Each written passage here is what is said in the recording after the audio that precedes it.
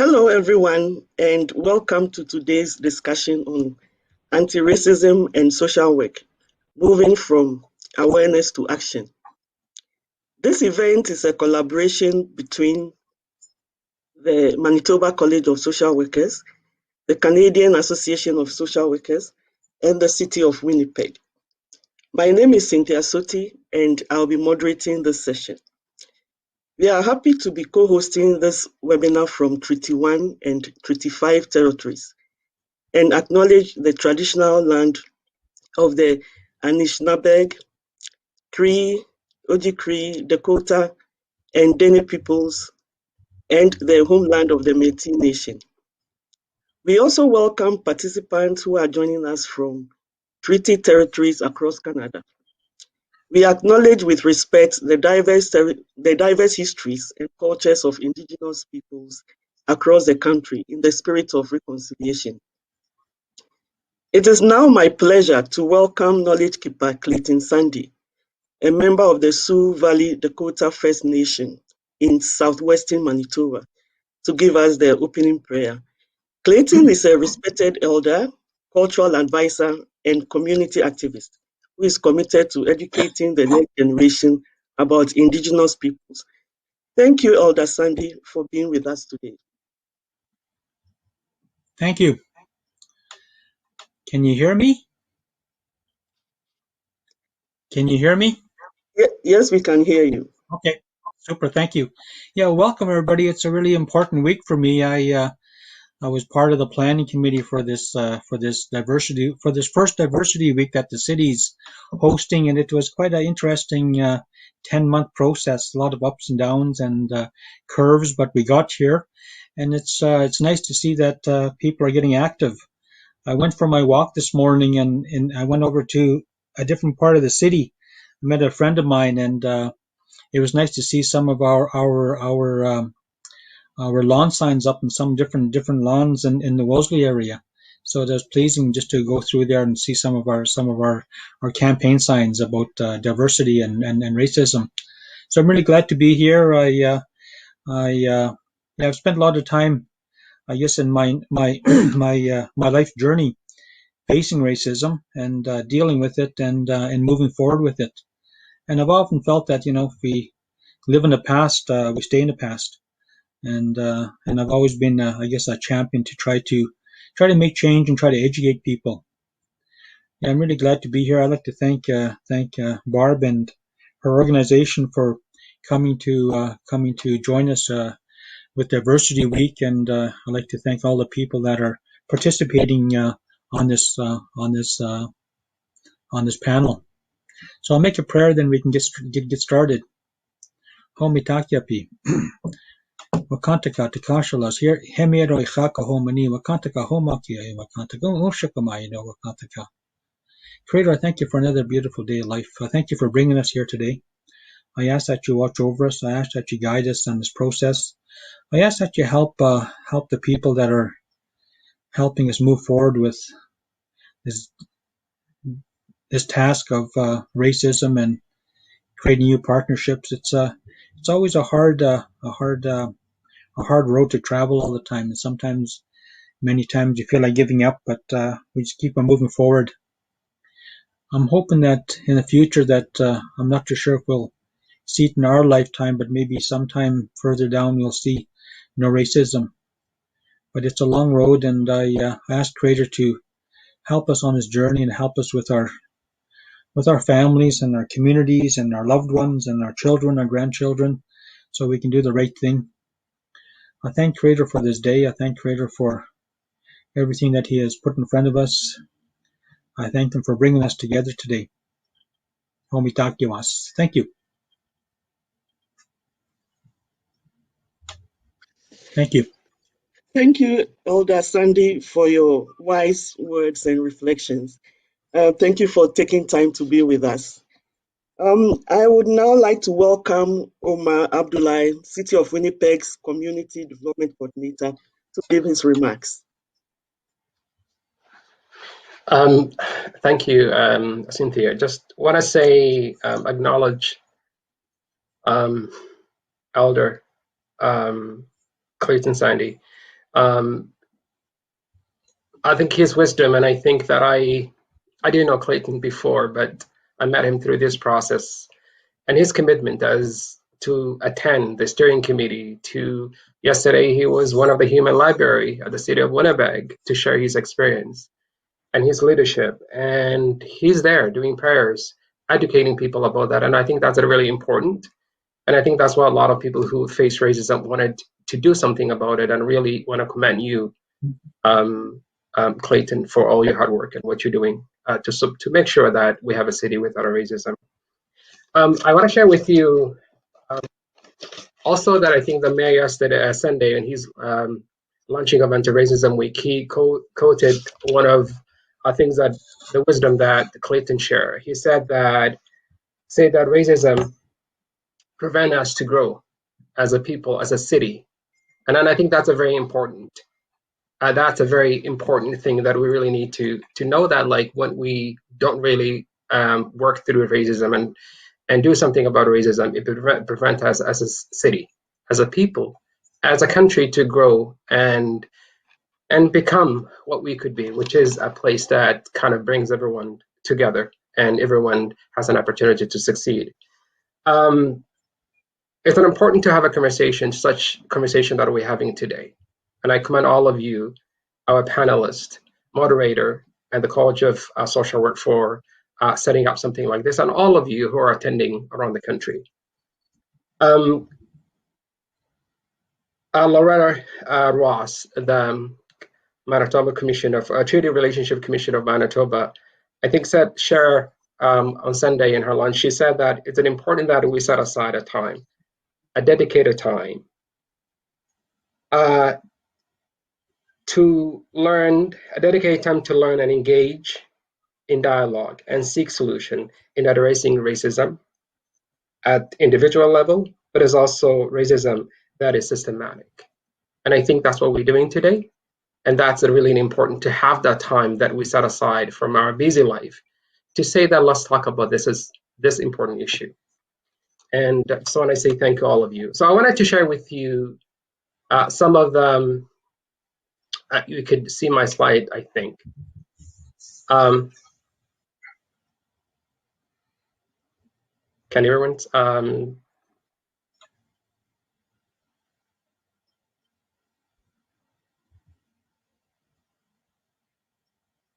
Yeah, I think you can see my slide. So the city of Winnipeg is doing Anti-Racism Week. And like Clayton said, that had been happening, we've been planning for the past 10 months. And I just want to share with you how all this started. So the Anti-Racism Week, it's started on Sunday, which is a kind of a Sunday, and until the weekend. And Anti-Racism Week has been organized by the City of Winnipeg in partnership with Immigration Partner Winnipeg, Winnipeg Chamber of Commerce, Treaty Relationship Commission of Manitoba, Black History Manitoba, Manitoba Association of Human Rights and Liberties, and Human Rights Hub, and Elmwood Community Resource Center. The theme of the first ever City of Winnipeg Anti-Racism Week is, what would Winnipeg look like without a racism? Kind of imagining that if there was no racism as a city, what that would look like. And this kind of themes helps events and conversations. And there have been a conversation which just started already yesterday at the Human Library and other events. So how do we got here? So in February 2020, City of Council adopted a newcomer welcome and inclusion policy and framework. And one of the strategic pillars of this strategy is to be a city without racism. So the following May 25th, 2020 death of George Floyd, 46-year-old Black man who was killed during an arrest by Minneapolis police, an anti-racism protest took place around the world, declaring systematic racism faced by people of color, First Nations, Métis, Inuit, Black, racialized, religious minority, including Winnipeg, just for Black Lives Winnipeg. I don't know if you remember the summer here in Winnipeg, there are more than 20,000 people gathered at the legislature. And as a person of color, that was often you see racism and see that people losing their life because of the color of their skin. But when you see the whole city, that many people coming in together, I kind of warmed my heart and felt that this, there are people who care, people who really care about to say that this has to stop, and we don't target people because of their color or skin or whatever other things that people often target people. And I think that made me feel, and made me as a father with 4 kids who are all born in this country, made me that, there is a hope for all of us. So on July 15, 2020, the mayor introduced his motion declaring that the city of Winnipeg commitment to combating systematic racism with the launch of the several initiatives, including the launch with the community partners of Anti-Racism Week. And I think one of the amazing things that Mayor Bowman is doing, that he's saying that we have a problem. And to deal with something, you have to say that first, there has to be awareness. You have to say that there's a problem. We have an issue and we can do something about it. And then we bring kind of that everyone together to kind of deal with that and do something about it. There is tons of event happening this week. So I don't know if you could see the list. There is events. So the lunch was on Sunday. And there is quite other events that are happening in the city so we're doing a kind of a weekly programs or training about racism for city staff. We are also doing a panel discussion by city staff to share with others. This event is also in here, which is a part of the partnership with the college and the city. And it's just an amazing to see that events that are happening, what's going on around the city. And I would kind of let you know that please look at the Racism Week website, the City of Winnipeg, to see what events you could attend. Some of them are online, most of them are online. If you could attend and kind of have that conversation with the rest of Winnipeggers and Manitobers.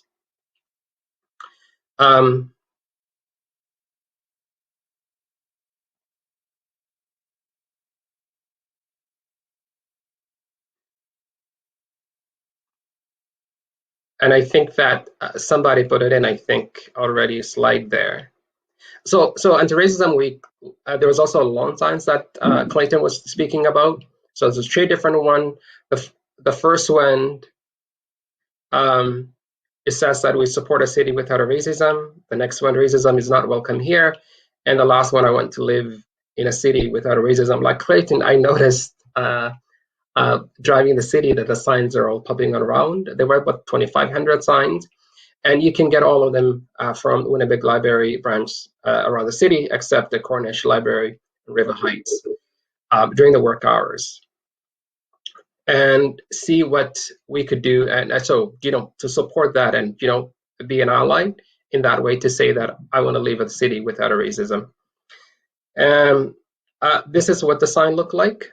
One of the signs, that's the one that I have. I want to live in a city without a racism. And if you wanted more information, please look at the city Winnipeg.ca into their home Anti-Racism Week and see what you could do. I want to share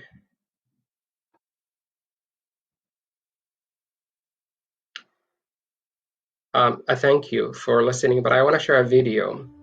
Winnipeggers should not be defined by the color of their skin, the language they speak, nor the religion they choose to follow. Winnipeggers are united by our differences, our resilience to overcome challenges together, and the ability to endure our harsh winters and celebrate our sunny, beautiful summers.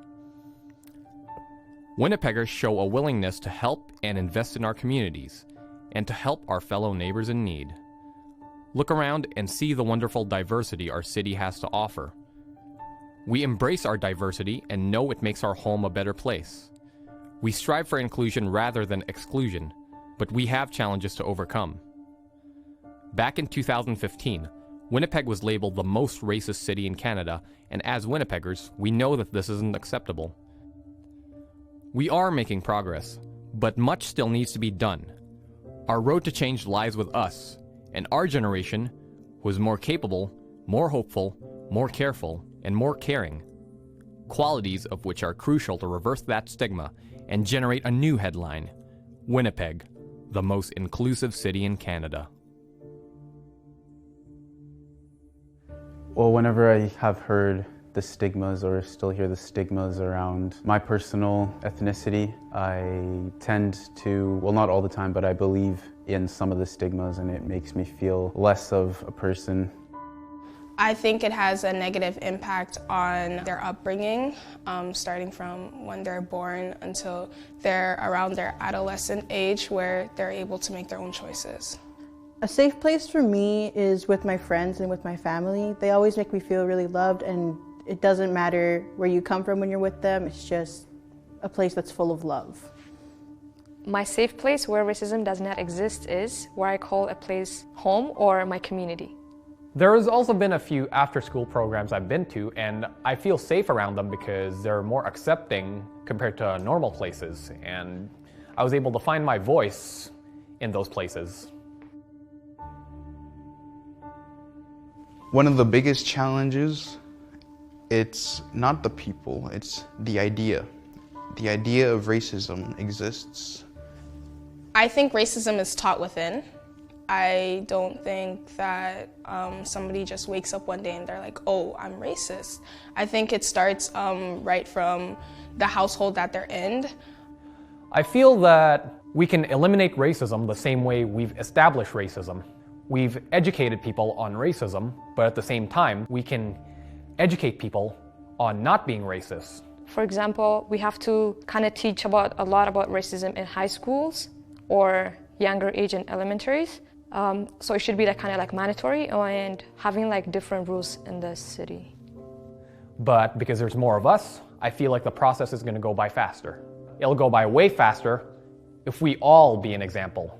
I think that Winnipeg without racism would be one of the most beautiful places on earth because there's so many different cultures and experiences from throughout the world that we would be able to experience in our own city. No, Winnipeg is the center of all of this because cultures from all over are in this one city alone. Just be kind to each other and don't forget to smile. Let's eliminate hate And make Winnipeg feel like home to all.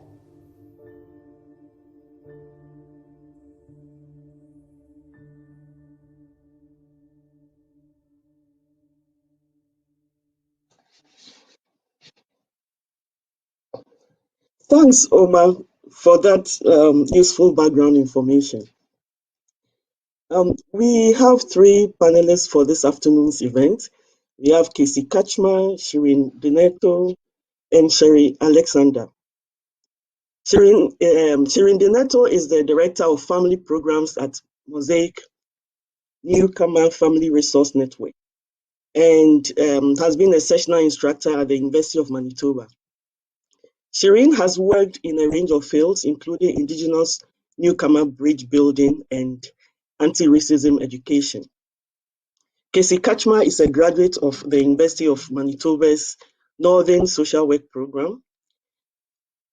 Casey is a school counselor in Thompson and has had connections with the youth in remote communities, supporting mental health promotion activities. And Sherry Alexander is a school counselor in the school district of Mystery Lake in Thompson. Her work involves promoting cultural learning to students in the social and in the school environment and helping youth see themselves as change makers. You can click on the icon below your screen, the little icon that looks like a human being below your screen to view their full profiles. Our three panelists will speak on the context of racism, the effects of racism, the role of social workers, and mobilizing anti-racism responses and actions. After which we will have a period of questions and answers. You are welcome to post your questions in the Q&A session below your screen. I now invite Casey to begin the discussion. Hello, everyone. Thank you, Cynthia, Clayton, and Omar for starting us off. I am so happy to be joining you from the North. Part of today's panel speaks to allyship and an anti-racism response that is all of our responsibilities. When I was reflecting on what anti-racism meant, I had to take a step back and think about what racism looks like in our community, in my personal space and environment, and my own lens of bias. When I think of my home community and racism, I can see the effects of racism on our people's faces. Racism is quite visible in our transient and homeless population and those suffering from addiction. The stereotypes of these vulnerable people are what our community members speak to, and they're actually intergenerational effects of things such as residential schools, poverty, and 60 Scoop. Thompson is known as the hub of the North. We are a city, but we are a very small community where the effects of systemic racism are so overt, more so than major centers in Manitoba, like Winnipeg. Our community population is largely Indigenous, but the representation of this culture is lost. Thompson is stuck in trauma and oppression, embedded in all of its systems. Community pride seems to be at a low. As a youth growing up in Thompson, I struggled with my identity and did not feel pride as an Indigenous woman.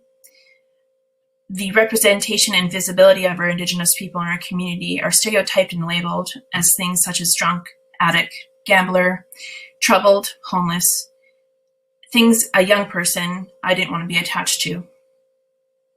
I had friends say, well, you're a good Indian, not like those others. And for a long time, I struggled with what it meant to be a good Indian. Was this because I didn't live in poverty? Was this because I was educated? So as an Indigenous woman in the profession of helping, I wanted to know what I could do better. How can I challenge those when confronted with racism? How could I help those move to an anti-racism lens? I am a new mom, and I was chatting with my own mom about what that meant. And she had shared that as an Indigenous woman married to a non-Indigenous man, I could not pass on my ancestry rights, and that it ends with my son. And I didn't know what that meant. So I needed to learn about my culture and what I was actually losing. I attended a cultural camp where I was a mentor for the last few summers, and I wanted to move towards a better Indigenous cultural awareness. And in the spirit of reconciliation, this was my first professional and personal goal. I've attended many professional development days geared at cultural proficiency and the calls to action from the TRC. The moans and groans from participants. Oh, this again. Why do I have to keep learning? I wasn't even alive when this happened. It's not my fault. It was during these comments that I had wished I had given voice to the colonial structures in place that support the rising poverty rates, Indigenous children in care, youth suicide rates, our missing and murdered Indigenous women. And if you've been following in the news lately, the K-12 education review has come out, and there are tons of news articles in it. And if you look at our rising poverty rates, and you look at this review, poverty isn't actually mentioned until the 44th recommendation. And we know that there are studies out there that talk about poverty and education, where only 51% of our Indigenous youth are graduating. So yes, this again. We have to understand and have the willingness to learn about Canada's history and know that there can be no changes to systemic racism without changes to policy or legislation. So what could be your takeaway from today? How can we as social workers move to an environment that achieves a greater understanding of behaviors and beliefs that perpetuate division? How do we empower social workers to identify, dismantle, and discuss colonization or challenge current injustices? How can we move from awareness to action? For me, we need to be able to provide our service providers with tools that confront and challenge policy and systemic injustices. We need to look beyond direct and acute intervention and focus on systemic and community change. Thank you, Miigwech. I'd like to turn it over to my new friend, Shireen.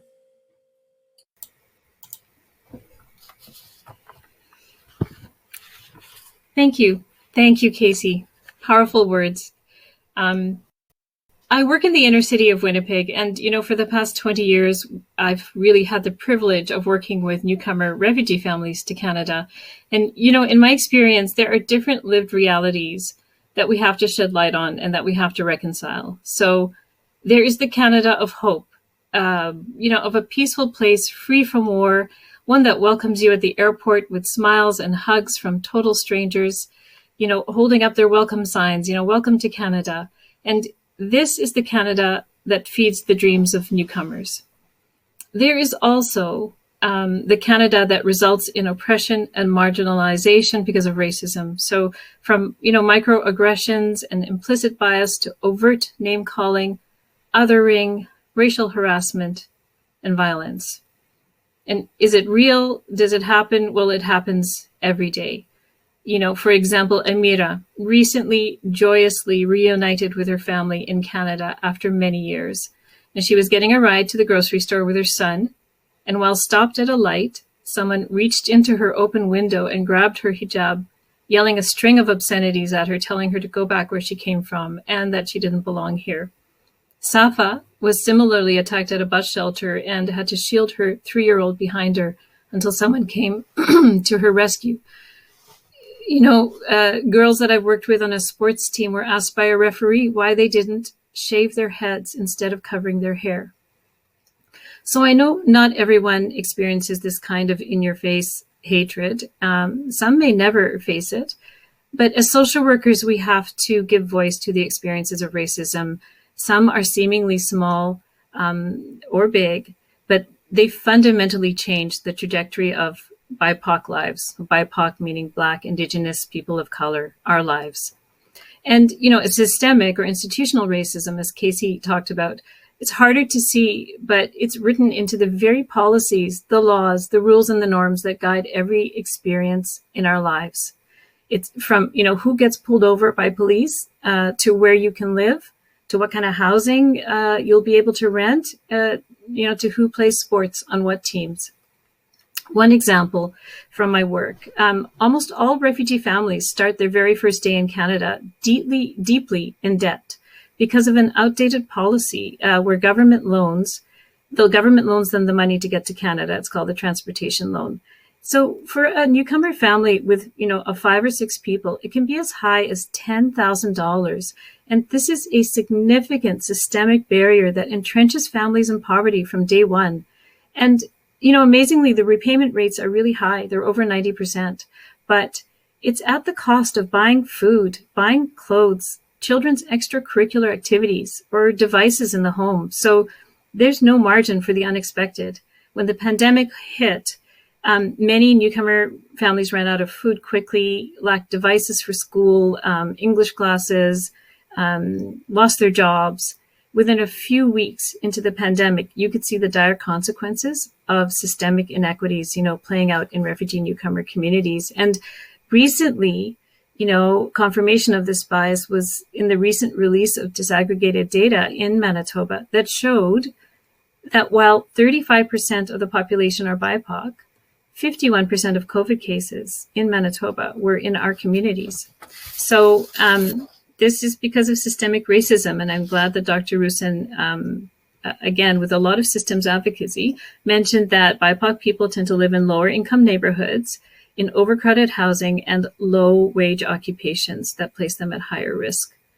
And even the late release of the disaggregated data, 1 year into the pandemic, speaks to a lethal gap in information for BIPOC communities.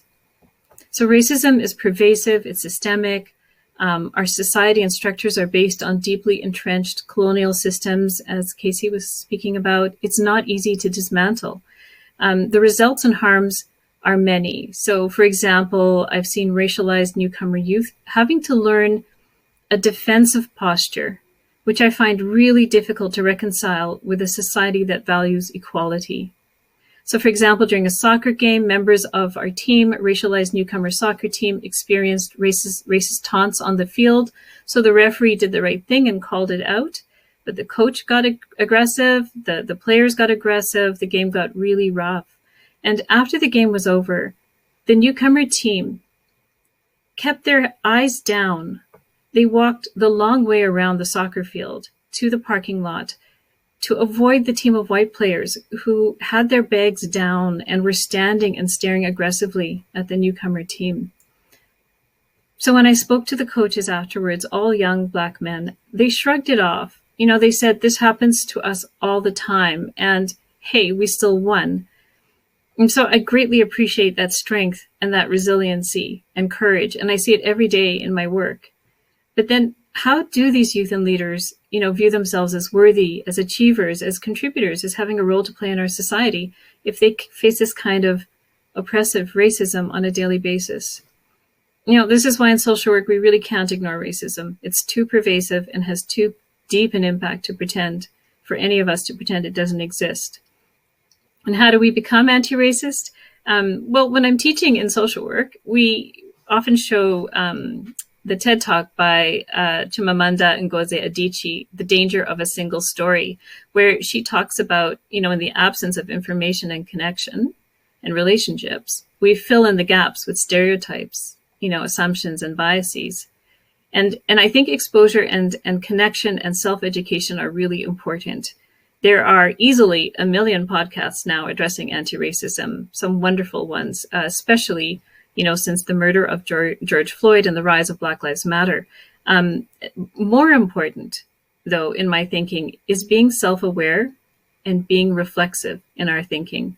The concept of cultural humility is extremely important. It redirects our focus from learning, every fact we can about a culture, which is problematic unto itself, to more so self-reflection, reflecting on our power and our privilege. Too often we go into a situation as social workers with our professional power and privilege, but also our assumptions about Western norms, cultural norms, being superior and somehow right. We as social workers had to think critically about the way we work, about our intake procedures, our assessment forms, our ways of thinking about, what is healthy and what is unhealthy, how to heal, who should be involved. And in rethinking things, we need to be humble. Yes, we have skills and knowledge to bring to bear, but we won't be successful unless it's a two-way learning process. Beyond the lifelong sort of individual advocacy work that we must do as social workers, I believe that we can also work collectively for change. So I'm going to end with an example of sort of system change that was led by my colleague Omar, who helped open the panel. He pulled a group of social workers and sector leaders together. I offered to help out and to craft a letter to a school of social work that was revising its curriculum. It was revising it, but there were evident gaps in courses on anti-racism, in courses on working with immigrants and refugees. So as our letter said to the faculty, 1 in 4 Winnipeggers and 1 in 5 residents in Canada are born in another country. So these courses are not optional if we want social workers to understand and work effectively with all Canadians. We also strongly recommended that the faculty look at the intersections of Indigenous and immigrant and refugee experiences and cultures to create something that is cutting edge, that is intersectional, and that reflects the world we live in today. So I'm happy to say that the faculty was extremely responsive. Now's the time to make change. And these 2 courses are now on our core courses that every social work student will take. So I'll end with a quote from Narda Razak, a professor in social work at York University. She states, "Racism and oppressive practices are in conflict with the caring notion of social work as a profession." So I believe this is a succinct call to action. And with that, I'm going to turn it over to Sherry. Thank you. Good afternoon, everybody. I want to say thank you to Cynthia, Clayton, and Omar for starting us off today. And I would just like to say that Shireen and Casey, I can absolutely feel your passion for promoting anti-racism. Thank you for your amazing words. So I'm actually here today to talk about being an ally.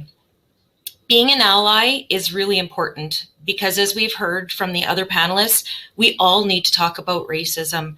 We all need to deal with situations as they arise, and we need to work together to prevent it. Through our everyday lives, we need to be sensitive to and aware of the effects of colonization and intergenerational trauma on Indigenous people and that they've experienced this. This has happened across Canada. So this is something that we all need to be aware of when we are talking about racism. Because of the effects that the Indigenous people have experienced, we might need to, as allies, to work harder to build trust for others because of what they've experienced or they've seen. As an ally, it can be really scary to maybe step out of our comfort zone and to be an advocate.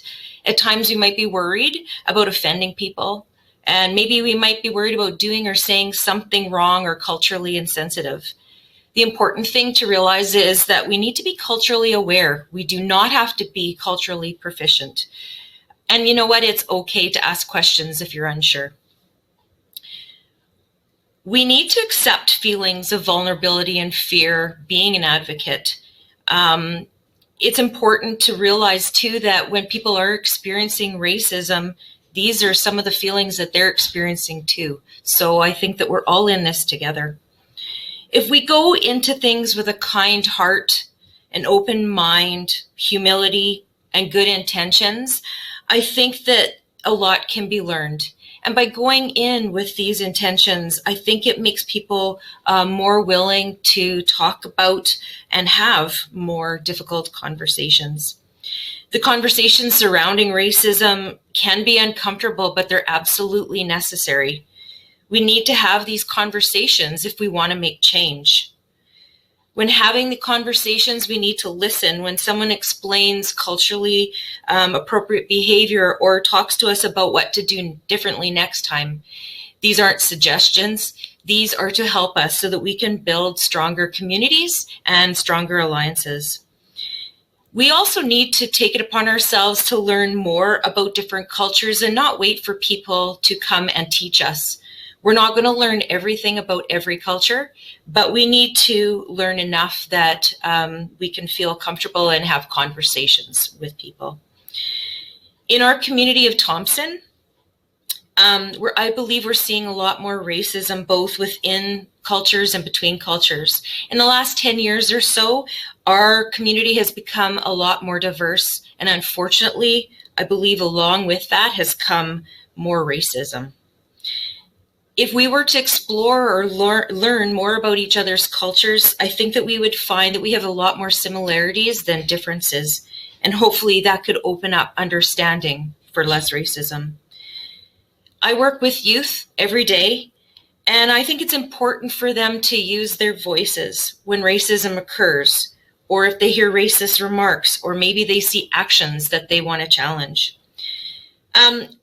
We all need to understand that every single one of us needs to say something when we overhear a racist remark or see a racism occurring. Part of being an ally is to teach youth what racism is. We want to help them understand maybe what they said was inappropriate or insensitive, and find out if they fully understand their actions. As the video talked about earlier, I think that racism being learned, youth can sometimes repeat things that they've heard and they maybe don't understand what it meant. But sometimes they do know what it means, and we need to have those conversations either way to talk about how the words or the actions they've used can actually affect somebody. As a social worker, I believe that we need to help promote anti-racism. We are change makers, and it's important for us to advocate where needed. And it's important for us to have these difficult conversations, whether we're the ones to start those conversations or participate in those conversations. I think the beauty of social work is that we work in such diverse areas that everybody can make an impact.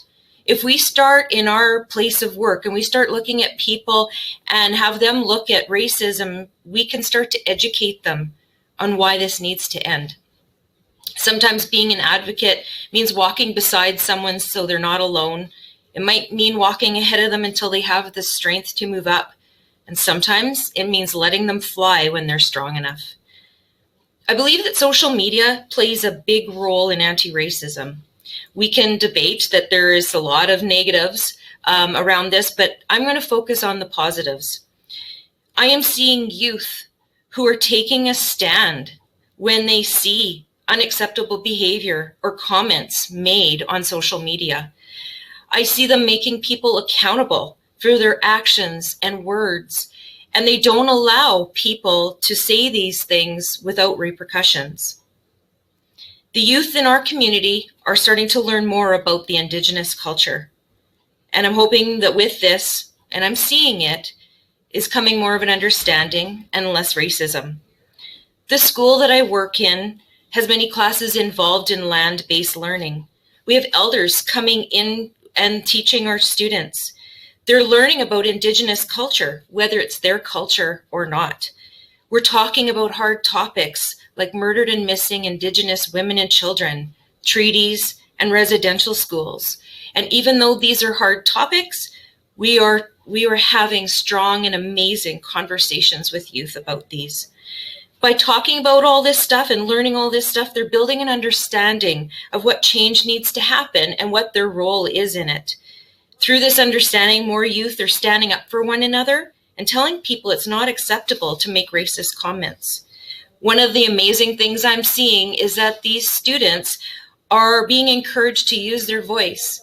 And when they feel strong enough, these youth have challenged adults to rethink their behaviors and actions. And I think this is absolutely amazing that they felt strong enough to do this and to challenge adults. I want to leave off with just one more thought. The youth are our future. And with these teachings and the support, they can make their communities stronger. And hopefully they will be able to eradicate racism. Thank you. Thank you, Shireen, Casey, and Sherry for leading the discussion. Very thought-provoking stuff. And thanks for the good work you are all doing out there. Yeah, so it's now time for questions and answers. So please keep your questions coming. I can see one here that says, we need to talk more about the intersectional nature of race and class. How can NFT service providers empower youth to be racially aware and to self-advocate when they have been racially discriminated against?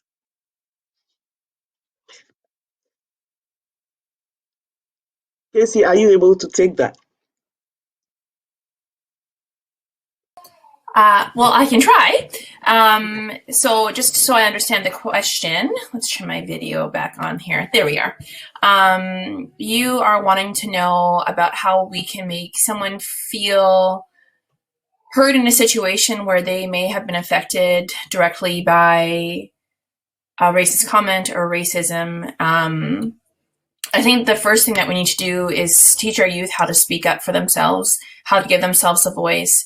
That could be teaching our youth their rights.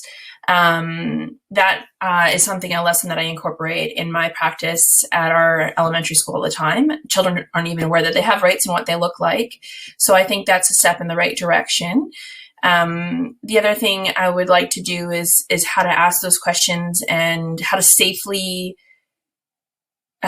create an environment for our youth to be able to ask those questions. That's another thing as a professional that I like to do is create an environment where youth can come in and address those things with me. Oftentimes we get things that are trending, so trending topics, or a youth picks up on something and brings it to our attention, and it's addressed immediately in our classroom. In terms of outwards and to community outreach, if we're looking at something like that, we work with stakeholders all the time. It's easy to bring these things in when we have large community events and have our youth feel power to talk about it. People listen to our youth. Social media is a huge platform, like Sherry had explained. I'm not sure if I'm touching on it, but for me, those are some of the things that I incorporate into my practice. Cynthia, maybe I could just add, I completely agree with what Casey was speaking about around youth empowerment. And in some workplaces, we have youth civic engagement projects. So these are participatory projects that are fantastic ways to engage youth in the issues that are affecting them. And when they are youth-led, and also when you have good representation in your staff team of people who come from the same communities as the youth that they're serving, that really makes a difference. If you create the space and the opportunities to speak safely, as you were saying, and civic engagement means, talking to one another, developing sort of speaking points, finding, adults help in the process, but finding ways and means to speak to policy and decision makers in the city. And so we've had youth groups speaking to city council and to the Board of Ed and to the whole settlement sector, presenting really cogent, powerful arguments looking at the need for mental health supports, the need for equity in sports. So I would say there's no stopping youth. And Sherry, too, talked a lot about the voice of youth and the power of youth. And I would strongly encourage people to look at those kinds of, it can be done in a social work setting. I'm a strong believer in community development as an integral part of social work practice. And that would be one example that I could share. Okay. Thank you very much. Yeah, and to add a little bit to what you've already shared, what I realize is that usually with newcomer youth, those who have just arrived, some of them are not even sure of what their right is, like what their rights are. They are not educated on their rights. And so for such youth, teaching them about their rights is very important. Some of them have never faced racism before and don't even know what racism means. And so when they are the targets of racism, they don't even understand it. And so this is really important to newcomers, to just give them some education on what their rights are. We have another question here from Susan. Says, what is the best way to engage in conversations around race? Yeah. Anyone who is ready can take it on. The best ways to engage in conversations around race. I will take this, and please, Shireen and Casey, jump in at any time. I think that anytime we hear a racist comment or we hear people showing racism toward people, that in one way is the immediate time to talk about it. I work in a school, so I try to take as many opportunities as I can to talk about race and racism. And right now, like I was saying about some of the land-based learning, I'm going into a grade 4 class and we're talking about racism and what we can do as a community to prevent it. And so I think that if we, I don't think it has to necessarily be planned, but I think if we're hearing things, we address it immediately. And it's about education. It's not about, being, maybe we can be angry at the people, but I think that it's about education and making sure that we're teaching why those behaviors are inappropriate or those things are inappropriate.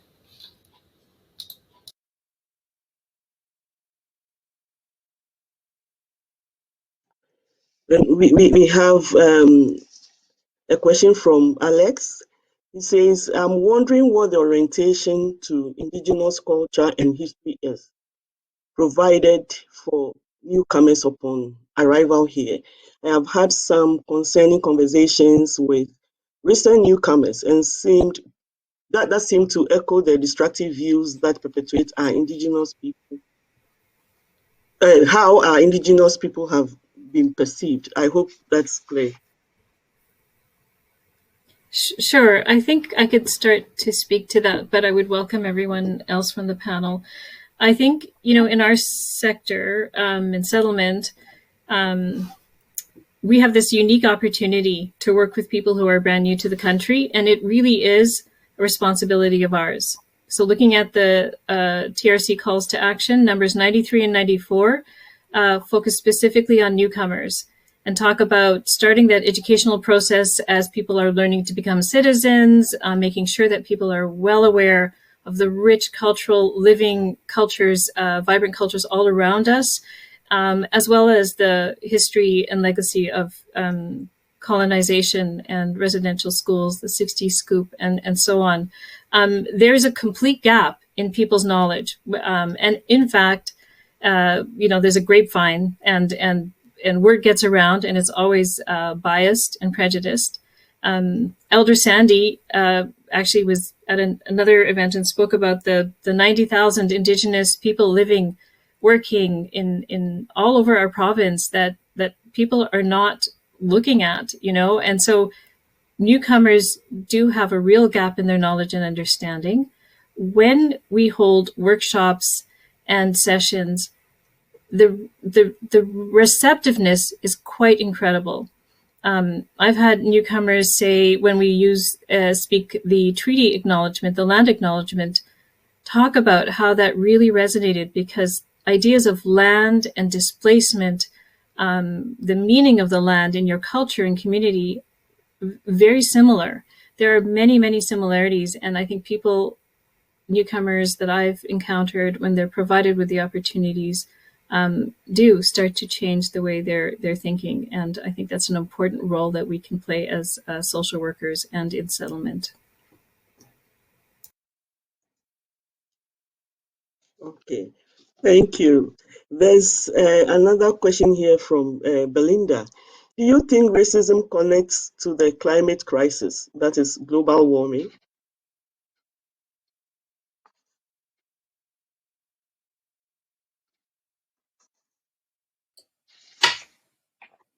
That's a good question. I'm going to have to think on that for a second.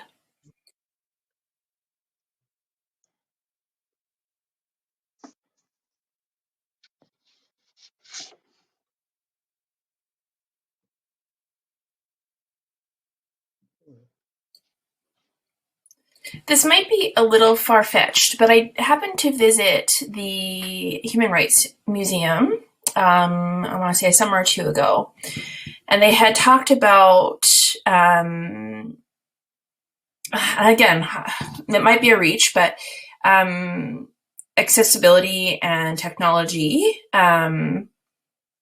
affecting how things were done, and the loss of things, how they used to be done. And I don't know why your question kind of just reminded me of this site that I had seen, where they were talking about the invention of the snowmobile and our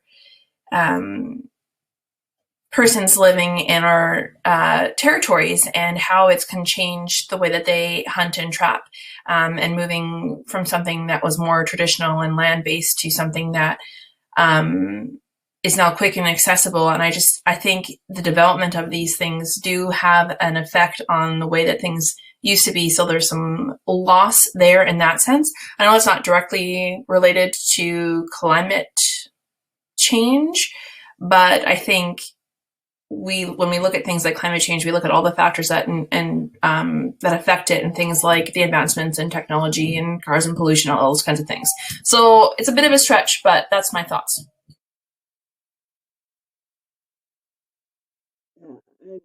I think when we're talking about racism and climate change, it will take a whole webinar actually to address that, because then we'll have to talk about the impact of the West, the activities of Western countries on countries like Africa, and that is a whole big conversation. So probably one day we'll have a webinar on that. Yeah, it's a really interesting area. Yeah, please keep the questions coming. We still have about 7 minutes to go. Yeah, so keep the questions coming. I have a question here. Whilst we are waiting for the audience, yeah, I have one question here. I have heard that when we create opportunities for the different races to work together, then racism reduces. And I'm wondering, is it as simple as that? When you have different races working together, does it reduce racism? Is it that simple?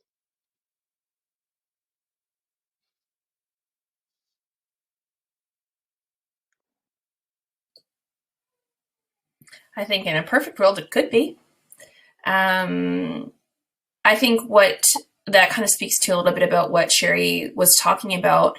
When we're learning from others, we can see a lot of our similarities. I find our youth, just listening to conversation, be like, oh, you can do that too. Or, oh, in my house, we do a cultural fair at our school.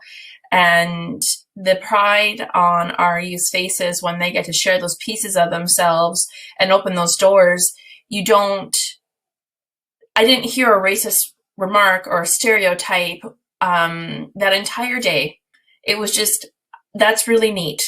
And that was a whole bunch of cultures working together, learning so much from each other, and something new and different was so embraced by our youth.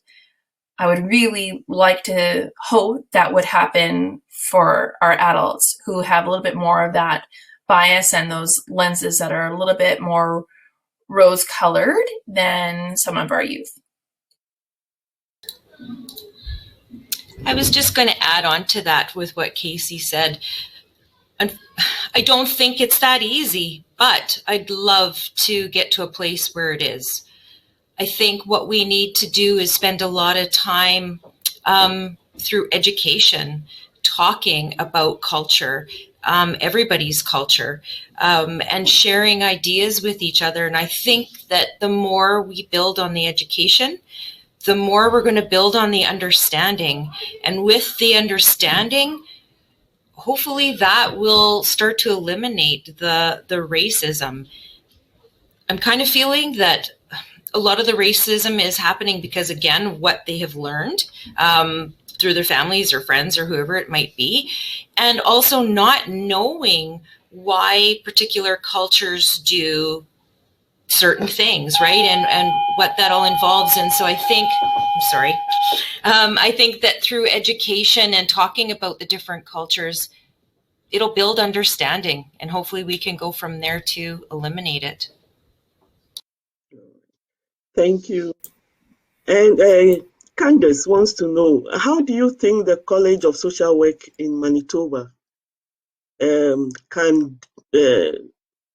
what do you think the College of Social Work in Manitoba can do to be more active in assessing racism in Manitoba? So here I'm assuming the schools of social work in Manitoba.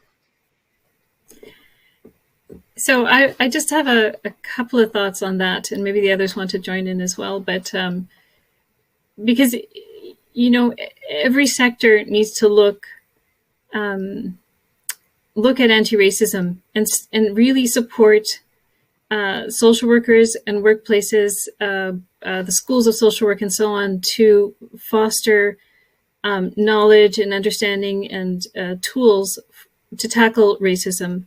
And, one of the ideas that we're talking about amongst other social workers and settlement workers is the idea of, just like the city of Winnipeg has its Indigenous Accord, maybe there needs to be an anti-racism accord, which may help build in some accountability and provide some tools as well for change at the individual level, at the organizational level, representation on boards, to diversity amongst the staff team, anti-racist policies in the workplace, the whole gamut of sort of anti-racism at both institutional and systemic levels as well as individual. Is there core training? Are there intercultural dialogue opportunities, et cetera, et cetera? So I think bodies like the Manitoba College of Social Workers have that, as an umbrella organization, can have a great deal of influence if they adopt some kind of, whether it's an accord or some kind of a policy resolution that really highlights anti-racism and supports member organizations to change. Okay, thank you. Then we take one last question. Susan says, what can we do as individuals to create a new culture of acceptance between the separate cultures that exist within our communities?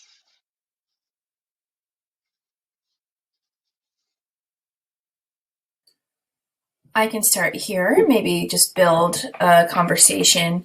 When I'm working with our youth in our school, one of the first things that we look at is their sense of belonging, which is a Indigenous practice.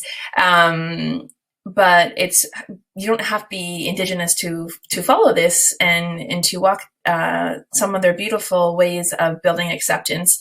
So we look at that sense of belonging and how we can create a community in our school that welcomes everyone. It's having events like a cultural fair, having events where we bring in, right now they're doing a mini virtual Winterfest, which looks at different things about kind of just history and our culture. And I think when we start to do these things and create these community events where we're bringing large groups of people together to look at the beauty of the diversity of our country, I think that's how we can kind of move towards those things. And for me, it's just with our youth, it's fostering that sense of belonging and what that means and looks like, sounds like, and feels to them. Thank you, Casey. Our time is up. I think it's important for us to speak up. We shouldn't be silent bystanders. Sometimes individuals who are the target of racist remarks, they freeze, they go numb, and end up not saying anything. And at that point, bystanders need to come in and say something to protect that person. And so those who look on and don't do anything, don't say anything, they unconsciously perpetuate it. Ask yourself, how would I feel if I was the one being attacked? What would I want people to say to me? And what would I want people to say to the attacker? And so let's not be silent bystanders. Let's protect each other. So thanks to all participants who joined today. A recording of the webinar and your certificate of attendance will be available on the CSW website following the live presentation. I would like to close by once again sharing our sincere gratitude to Shireen, Casey, and Sherry for leading this important discussion. We appreciate the time and attention of all who were able to join us today. And thank you to the City of Winnipeg for the partnership, and everyone who was part of this, organizing this webinar. We say a big thank you to you. And to our fellow social workers, happy Social Work Month. Enjoy the rest of your day.